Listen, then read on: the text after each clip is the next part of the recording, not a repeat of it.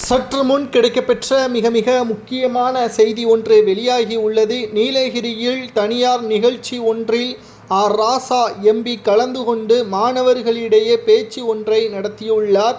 அதில் மாணவர்களுக்கு குறிப்பாக பொட்டுகளையும் கைகளில் எந்த ஒரு கயிறையும் கட்ட வேண்டாம், கடவுள் நம்பிக்கை இல்லாதவர்கள் நிச்சயமாக திமுகவில் இருக்கிறார்கள், கடவுள் நம்பிக்கையுடன் திமுகவில் இணைய வேண்டாம் என்று வலியுறுத்தியுள்ளார். கடவுளை வணங்குபவர்கள் திமுகவில் இருக்க தேவையில்லை என்பதையும் பேசியிருக்கிறார். இது ராசாவிற்கு செருப்பால் அடிக்கக்கூடிய வகையில் நீலகிரியின் மக்கள் தற்பொழுது கடும் கண்டனத்தை தெரிவித்திருக்கிறார்கள். ஏற்கனவே திமுகவின் இளைஞரணி செயலாளராக இருந்த உதயநிதி ஸ்டாலின் அவர்கள் தற்பொழுது துணை முதல்வராகவும் பதவியேற்றிருக்கிறார். சமீபத்தில் சனாதன பிரச்சனை இந்தியா முழுவதும் பூகம்பமாக வெடித்தது. கிட்டத்தட்ட 24 நீதிமன்றத்தில் வழக்கு பதிவும் செய்தது. அப்பொழுதே ராசாவை வடமாநிலத்தினர்கள் உருவப்படத்தை கழிவறையில் ஒட்டி அவமானப்படுத்தினார்கள். தற்பொழுது மீண்டும் மாணவர்களிடையே கடவுளை வணங்கக்கூடியவர்கள் திமுகவில் இணைய வேண்டாம், திமுகவின் கரை அடைந்த வேஷ்டியை பயன்படுத்த வேண்டாம் என்று பேசியிருப்பது மீண்டும் சர்ச்சையை ஏற்படுத்தியது.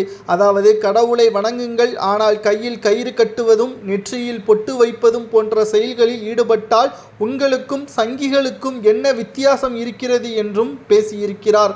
நல்லா சாமி கும்பிடுங்க, அம்மா அப்பா பொட்டு வச்சா வச்சுக்கோங்க, ஆனால் திமுக வேட்டியை மட்டும் கட்டிடாதீங்க என்று ராசா அவர்கள் பேசியிருக்கிறார்.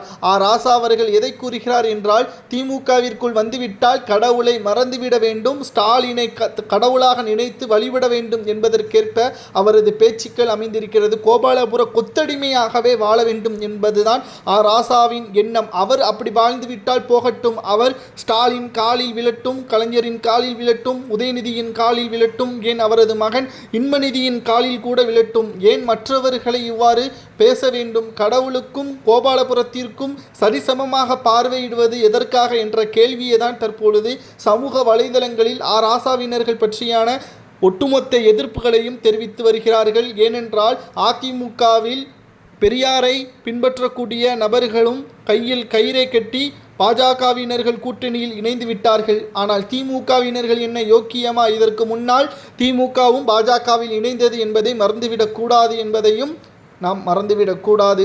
ராசா அவர்களை நிச்சயம் இதற்காக செருப்பால் அடிக்கலாமா? நீலகிரி மக்கள் ராசாவை செருப்பால் அடிப்பதாக தற்பொழுது இணையதளங்களில் பகிரப்பட்டு வருவது சரியா தவறா என்பதை கமெண்ட் வாயிலாக கூறுங்கள். ஒருவேளை ராசாவிற்கு இதற்கான தண்டனை கொடுக்க வேண்டும் என்றால் என்ன தண்டனை கொடுக்கலாம் என்பதை கமெண்ட் வாயிலாக கூறுங்கள்.